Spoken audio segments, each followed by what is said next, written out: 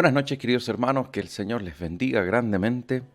Damos la bienvenida a esta novena clase del panorama bíblico. Vamos a ver el día de hoy el periodo intertestamentario, que lleva como subtítulo, un subtítulo que le he puesto yo, Macabeo rompe el silencio. ¿Por qué, pastor? ¿A qué hace referencia esto? Hace referencia, y lo vamos a ver más adelante, a la dinastía Asmonea, a los cuales también se les llama los macabeos, que tienen una relevancia histórica en Israel en este periodo de silencio. Por eso el título Macabeo rompe el silencio, porque esta familia, históricamente al menos, rompe el silencio de este periodo intertestamentario, aportándonos gran valor histórico en medio de estos 400 años.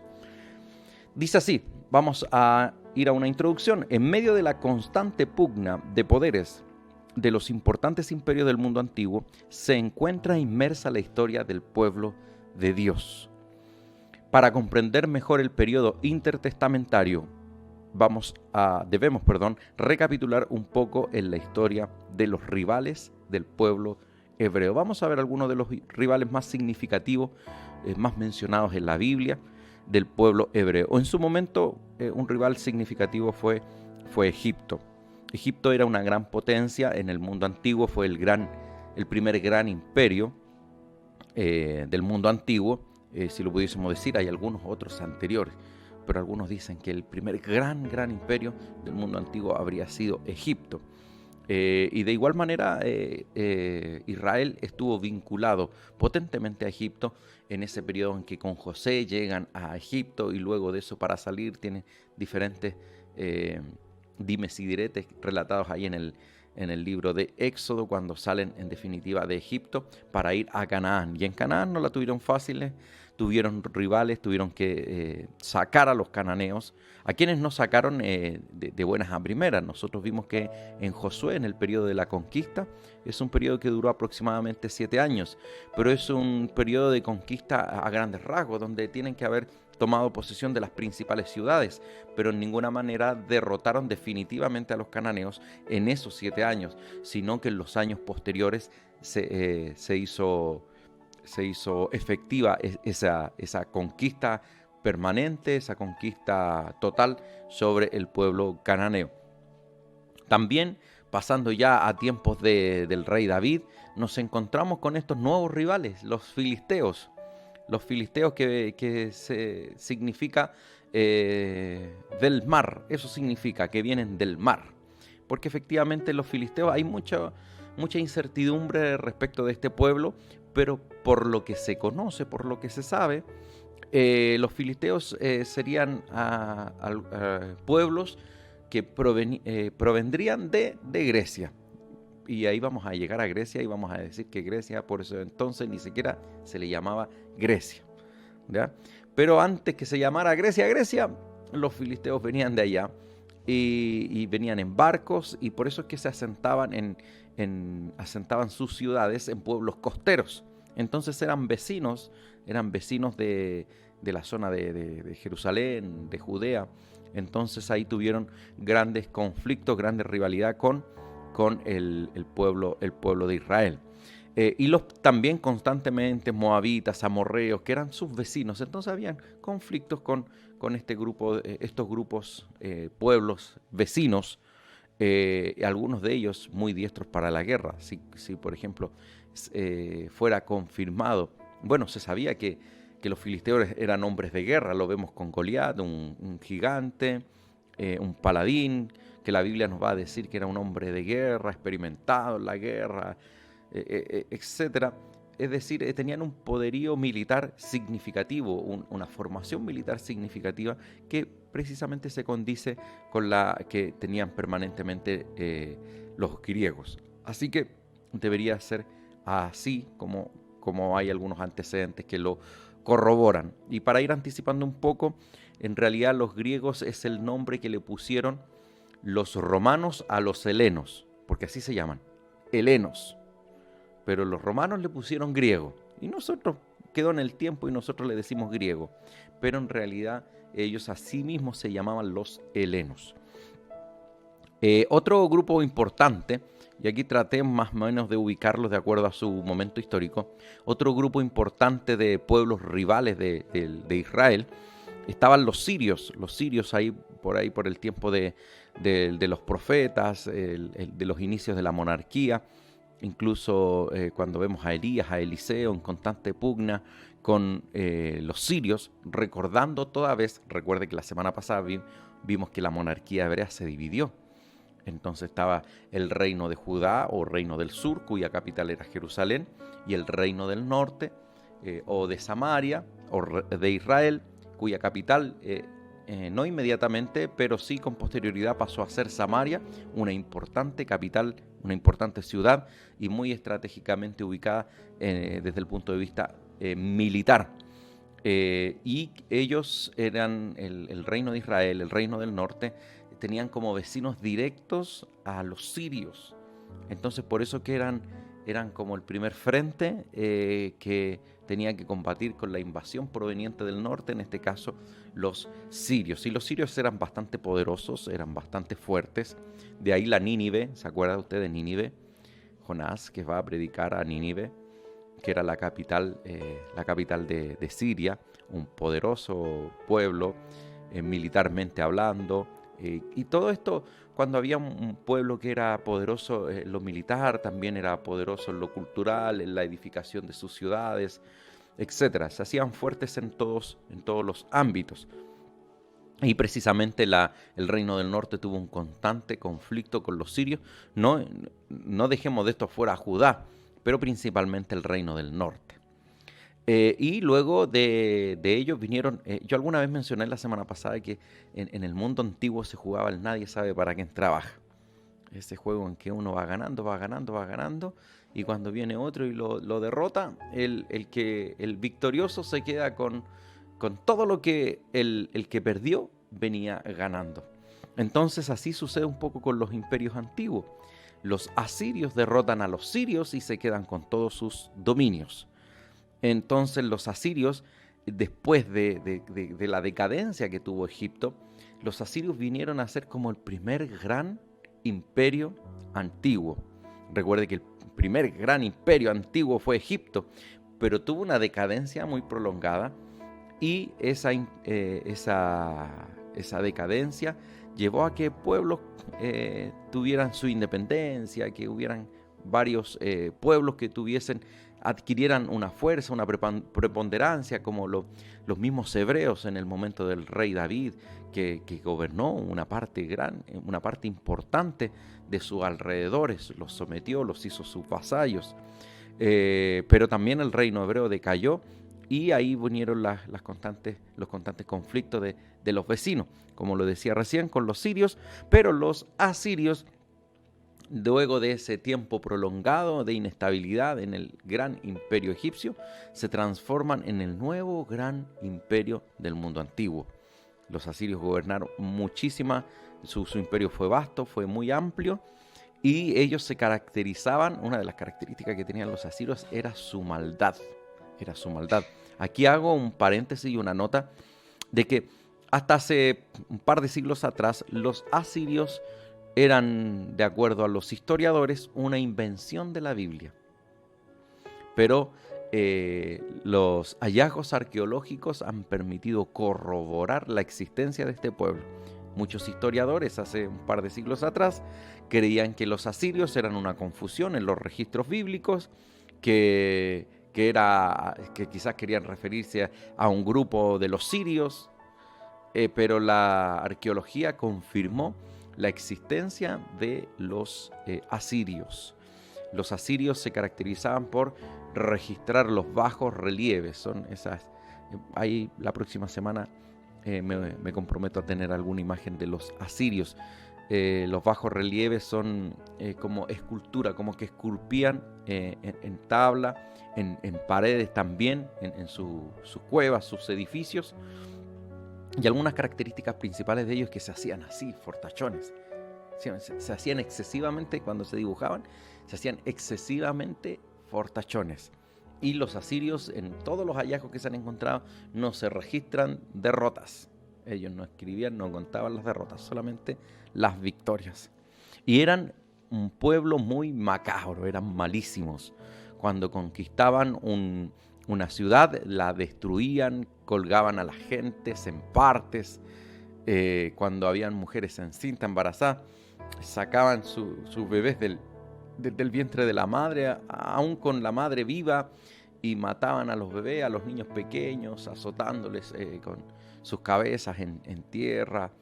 Hacían una maldad terrible, y a los que dejaban vivos, ellos comenzaron con la práctica de las deportaciones. A los que dejaban vivos, los que quedaban vivos dentro de los pueblos que conquistaban, los tomaban y los deportaban a otros lugares. ¿Cuál era la intención de esto? Era la intención de que no se rearmaran y pudiesen pelear por su independencia. Entonces ahí sacaban a la gente, se las llevaban a otros lugares donde las tuviesen bajo control, donde las esclavizaban, y a esa ciudad que conquistaban traían colonos, traían gente de su propia raza para poder mantener la paz en ese lugar conquistado. Así se manejaban los asirios, eran malísimos. Y no muy distinto a ello, porque por lo menos no eran tan macabros, pero practicaban también las deportaciones, son los babilonios. Los babilonios que derrotan a los asirios, y recuerden, nadie sabe para quién trabaja. Los babilonios derrotan a los asirios y con eso se hacen de todo el imperio que hasta entonces tenían los asirios, y por supuesto también extendieron sus dominios. Todos estos pueblos, tanto el sirio está al norte de Israel, el pueblo asirio está ya ubicado más bien ahí cerca entre el río Tigris y el Éufrates, donde también en su nacimiento, porque estos dos ríos son bastante grandes, en su nacimiento están el imperio babilonio. Ahí está la cuna de la civilización antigua, como nos decía la profesora de historia ya hartazos años atrás que pasé por el colegio. La cuna de las civilizaciones antiguas surgen en los ríos, así como Egipto surgió al amparo del río Nilo. También los caldeos, los sumerios surgen al amparo de los ríos Tigris y del río Éufrates. Entre ríos, eso significa Mesopotamia. Ahí surgen principales ciudades, y de ahí se encuentran a los asirios, y de ahí también están los babilonios, y los babilonios derrotan a los asirios, se hacen acreedores de todos los dominios que tienen los asirios. Y recordemos, aquí vamos conectando un poquito con la historia que vimos la semana pasada. Recordemos que los asirios son los que toman dominio de Samaria, la capital del reino del norte de Israel, en el 723 a.C., y deportan a esas tribus de Israel que estaban ahí en el reino del norte, y las deportan y ponen colonos en Samaria. Pero luego de ser derrotados los asirios, los babilonios siguen ese emprendimiento de conquista, porque recordemos que del imperio asirio, el reino del sur, el reino de Judá, se libró, fueron asediados bastantes veces, pero no lograron conquistar Jerusalén. Sin embargo, quienes sí lo logran son los babilonios, y eso lo vimos la semana anterior, luego de 3 deportaciones, la última ya con la destrucción de Jerusalén. Ahí es cuando se genera la última gran deportación de los habitantes, y los pocos que quedaron huyeron a Egipto. Entonces quedó en desolación, quedó destruida Jerusalén a manos de los babilonios. Dicho esto, todo esto para poder engranar lo que vamos a ver ahora, porque el periodo intertestamentario hace referencia al contexto histórico, político y religioso de los llamados 400 años de silencio, y que a su vez se subdividen y aquí se van a dividir en periodos de grandes imperios. El primer periodo es el periodo persa, después vamos a ver los años porque van a aparecer nuevamente. Está el periodo griego, está el periodo asmoneo y está el periodo romano. Aquí cabe resaltar que el único periodo hebreo propiamente tal que hay de independencia es el periodo asmoneo, que es el periodo macabeo. ¿Ya? Vamos a ir viendo cada uno de ellos. Vamos con el periodo persa. El periodo persa parte en el 539. Mi hermano director, ¿usted me ayudaría poniendo un poquito más en grande la imagen de la presentación para yo poder leerla? Porque ahí sí que las letras están chiquititas. Ahí sí veo mucho mejor. Entonces, el periodo persa que parte en el 539. Dice, este periodo comienza el 539 a.C. con la toma de Babilonia a manos de Ciro, quien instaló una política de tolerancia. Y como muestra el decreto que permitió a los hebreos retornar a Jerusalén el 538 y vivir en paz. ¿Ya? Este periodo entonces comenzó en el 539, cuando Ciro tomó Babilonia. A diferencia, hay circunstancias y políticas en las cuales Ciro ni siquiera tuvo que combatir por Babilonia. Llegó en un periodo tal de crisis que cuando llega Ciro lo proclaman emperador de inmediato en Babilonia.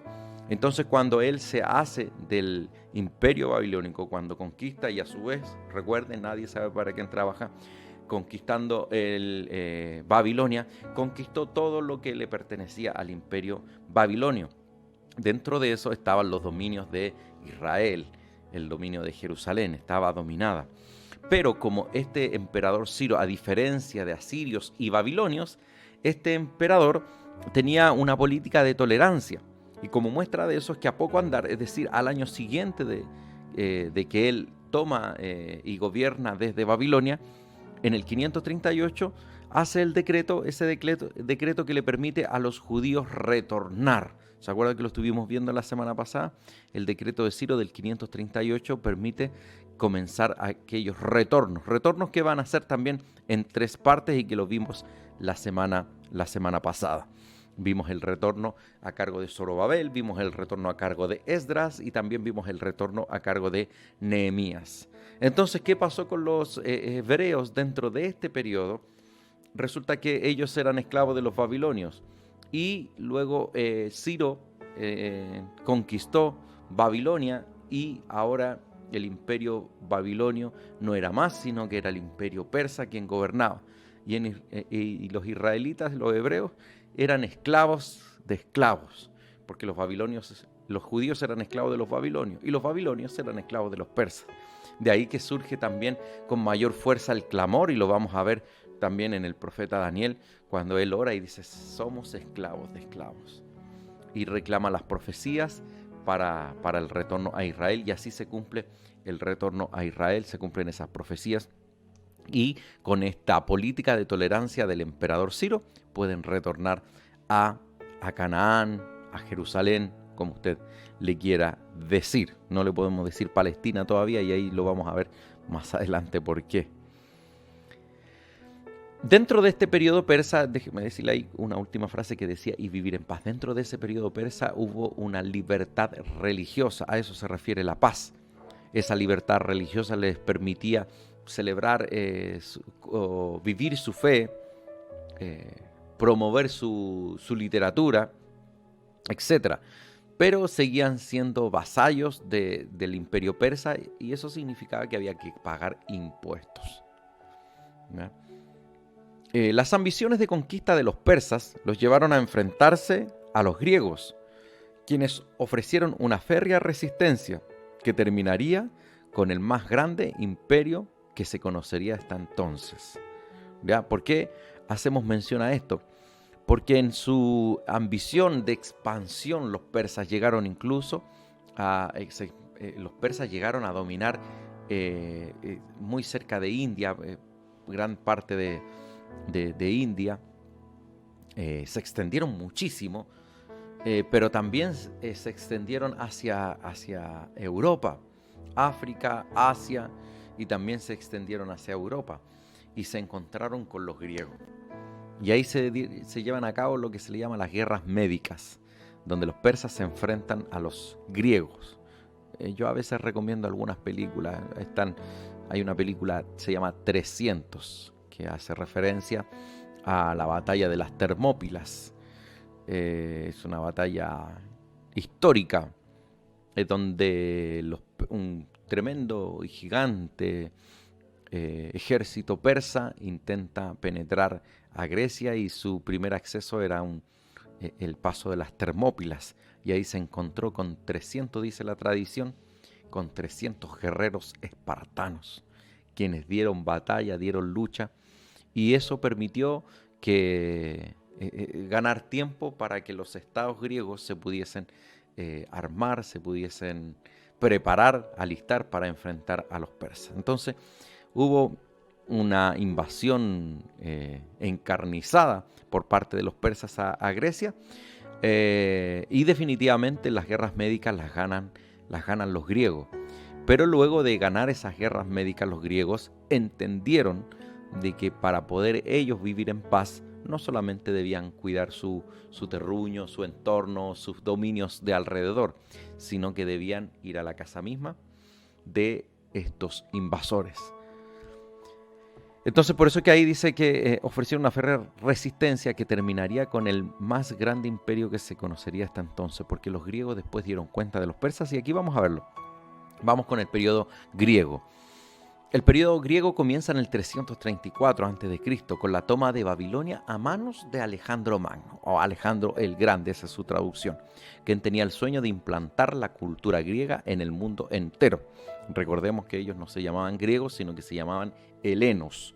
Después, con posterioridad, los romanos les llaman griegos, y así lo hemos utilizado hasta la época, pero ellos se llamaban helenos a sí mismos. Y la cultura que quería imponer Alejandro Magno, proveniente de los helenos, se llamaba el helenismo. Recuerde muy bien esa palabra, porque va a ser tema importante en los años venideros. Va a repercutir poderosamente en Israel. Luego de morir a la edad de 32 años en Babilonia, estamos hablando de Alejandro Magno, Alejandro el Grande, este poderoso y destacado intelectual, militar, estratega griego o heleno, murió a muy temprana edad, a la edad de 32 años en Babilonia, y su imperio se dividió entre sus 4 generales. ¿Por qué fue así? Porque él no tenía herederos, no tenía hijos.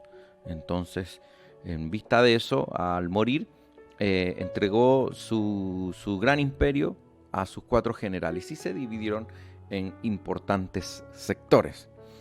Israel quedó justo en los límites de los Ptolomeos, así se le llamó a aquellos griegos que gobernaron desde Egipto, y también en medio de los Seleucidas, que son los griegos que gobernaron desde Siria. ¿Se acuerdan que les decía yo que al norte estaban los sirios? Bueno, para el sur estaba Egipto. Entonces ahí quedó en medio, como una manzana de la discordia, quedó Israel. Y constantemente pasaba a veces de un bando a otro. Se peleaban entre los generales Ptolomeos y entre los generales Seleucidas, y de repente Israel estaba bajo el dominio de los Ptolomeos y de repente bajo el dominio de los Seleucidas. Recuerda entonces que Alejandro Magno murió a los 32 años y su imperio se repartió entre sus 4 generales. Y los que nos importan a nosotros son los Ptolomeos y los Seleucidas, porque de ellos desprende la situación constante de Israel. Antíoco IV Epífanes, rey Seleucida, que por entonces estaba dominando Israel, se propuso terminar con el judaísmo. Saqueó el templo, puso una estatua de Zeus en el santuario, convirtió sus habitaciones en burdeles y quemó los libros sagrados, y además prohibió la circuncisión so pena de muerte. Así que Antíoco IV Epífanes, este rey Seleucida, se propuso terminar con el judaísmo. Y esto, por supuesto, que trajo grandes repercusiones. Quiero mencionar de que el libro de Daniel menciona la abominación desoladora, y precisamente hace referencia a este momento en el cual es profanado el templo de Jehová. Entonces, eso, por supuesto, que traería tremendas consecuencias. Entonces, el periodo asmoneo, que se sitúa desde el 142 al 63 a.C., vamos a contar un poquito la historia. Dice: un anciano sacerdote de Modín llamado Matatías inició la resistencia al asesinar al oficial sirio que intentó establecer el culto idolátrico en Modín. Matatías y sus 5 hijos huyeron a la montaña, donde se les sumaron otros judíos. Recapitulando un poquito esta historia impuntual, un anciano sacerdote no resistió, no se sometió a la imposición de Antíoco Epífanes IV, quien se determinó terminar con el judaísmo, y cuando envió un emisario a Modín, una ciudad cercana a Jerusalén, a establecer el culto idolátrico, este anciano Matatías se rebeló, le dio muerte a ese oficial sirio y entonces se convirtió en un prófugo de la justicia, así que tuvo que huir y huyó con sus 5 hijos. Pero desde ahí se le sumaron también otros judíos con este mismo afán de resistencia en contra de la implantación de este culto idolátrico. Y es así como a poco andar, 3 años, solamente 3 años. Y vamos a ver aquí, 3 años necesitaron los hijos de Matatías y sus seguidores. Ahí estaba Judas Macabeo, Simón Macabeo, así se le llamaba a los asmoneos, los macabeos. Y sus seguidores 3 años se demoraron en derrotar a los sirios o a los seleucidas, consiguiendo la libertad religiosa. Pero no se quedaron ahí. Luego de esos 3 años de conseguir la libertad religiosa, siguieron por más y en el 142 a.C. finalmente consiguieron la independencia política. Esto es realmente significativo. Es cierto que se aprovecharon de un imperio griego que estaba dividido, que tenía algunos conflictos entre sí. Pero es notable destacar de que el pueblo de Dios, que el pueblo de Israel, haya conseguido la independencia y sacudiéndose del yugo de uno de los más grandes imperios de la historia, como es el imperio griego, el imperio heleno. Y eso lo consiguieron en el 142 a.C. Particularmente en este momento de la historia ya estaba muerto Judas Macabeo, quien estaba al frente era Simón Macabeo. Y ahí consiguieron la independencia, una independencia que duró casi 80 años. Esta parte de la historia se relata en el primer libro de Macabeos. Si usted quiere estudiarlo, están las Biblias católicas, y si usted quiere conocer más detalles respecto de este momento histórico, desde la rebelión de Matatías hasta que consiguen la independencia religiosa y luego en el 142 a.C. la independencia política, la puede leer en el primer libro de Macabeos. Por eso que esta clase se llama Macabeo rompe el silencio, porque es importante, este es un hecho importante desde el punto de vista histórico y que rompe este periodo de silencio. Entonces pasamos del periodo asmoneo al periodo romano. Tras casi 80 años de independencia hebrea y luego de una guerra civil entre los nacionalistas, seguidores de los fariseos, es en este periodo de la historia donde surgen los fariseos, los saduceos, aquí es donde surgen.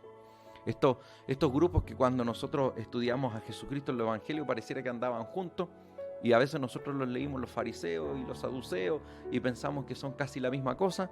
Resulta que no son la misma cosa. Son rivales de hacía ya rato. Y aquí tiene su origen. Dice, tras casi 80 años de independencia hebrea y luego de una guerra civil entre los nacionalistas, seguidores de los fariseos, y los judíos helenistas, seguidores de los saduceos, el general romano Pompeyo se apoderó de Israel. Cuando decimos judíos helenistas, seguidores de los saduceos, estamos hablando de que los saduceos eran helenistas. ¿Qué quiere decir esto? Viene de heleno, viene de griego, es decir que ellos eran partidarios de la implantación de la cultura griega en Israel. Pero sin embargo los nacionalistas, los fariseos eran un sector más conservador que procuraban sacudirse de las prácticas helenas para poder volver a las prácticas más bíblicas, más antiguas. Y aquí surgen varios grupos religiosos que los vamos a ver la próxima semana cuando veamos el periodo neotestamentario. En definitiva, lo dije en algún momento en esta misma lección, que Israel se sacudió del dominio griego, también debido a que el imperio griego, el imperio heleno, estaba dividido entre sus 4 generales y muchas veces había luchas entre ellos, luchas internas que desgastaron el imperio. De igual manera, cuando los romanos llegan en el 63 a.C., en Israel se encontraban en una guerra civil entre nacionalistas y entre los helenos. Así es que eso los debilitó y el general Pompeyo entró, tomó Jerusalén prácticamente sin encontrar resistencia en una desgastada Jerusalén que estaba sumergida en una guerra civil. Así que hasta ahí encontramos el periodo de esto. La próxima semana, pero no estoy terminando todavía, la próxima semana vamos a ver la lección 10, el panorama bíblico, el periodo neotestamentario. Pero quiero volver a una presentación anterior, como para ir un poquito sintetizando la clase de hoy, que es aquella donde aparecen los periodos aquí, en el periodo intertestamentario. ¿Por qué quise volver a poner esta presentación? Porque resulta que cuando termina Malaquías, Israel está bajo el dominio persa. Y cuando comienza el Nuevo Testamento, Israel está bajo el imperio romano. Entonces pasaron muchas cosas en este periodo intertestamentario, que aunque son 400 años considerados de silencio, lo son desde el punto de vista profético, puesto que no tenemos un libro en la Biblia, no por lo menos un libro considerado por todos canónicos, pero sí hay importantes sucesos históricos. Sucesos históricos que dice, bueno, pastor, ¿y para qué esta clase? ¿Sabe que en toda esta clase no he entendido la conexión con la Escritura? Todo esto que estamos viendo nos va a permitir comenzar el periodo el periodo neotestamentario y conocer realmente cuál era el sentir.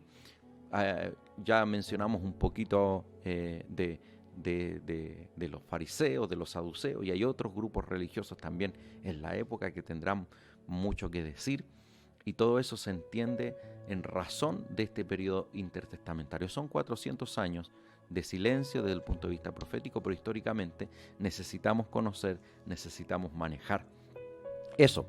Así que ahora sí que estoy terminando. Vamos con la última que la voy a dejar ahí para que usted lo pueda recordar. La 10ª lección. La próxima semana venimos con la 10ª lección y vamos con el periodo neotestamentario. No sé si lo alcancemos a ver en una sola clase.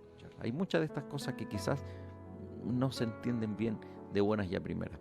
Para hacer esta clase tuve que repasar varios libros. Voy a hacer esto, hermano, ahí está, para que se lea. Ahí está. Tuve que repasar varios libros. Se hizo hombre, de Pablo Hoff, que son libros, no son profundos, pero son libros bastante prácticos, bastante concretos. Están libros históricos de Pablo Hoff y bastante otros libros y algunas páginas también que estuve consultando para poder desarrollar esta clase. Entonces, no crea que todo lo que se transmite está todo en mi memoria, todas esas fechas. No hay algunas fechas que recuerdo de memoria, pero hay algunas otras fechas que uno tiene que repasarlas. De igual manera, si usted necesita repasar las lecciones, lo puede hacer a través de nuestro canal de YouTube. Queridos hermanos, nos estamos despidiendo. Que el Señor les bendiga grandemente y nos vemos la próxima semana con quizás la última lección de este taller bíblico. Buenas noches, bendiciones.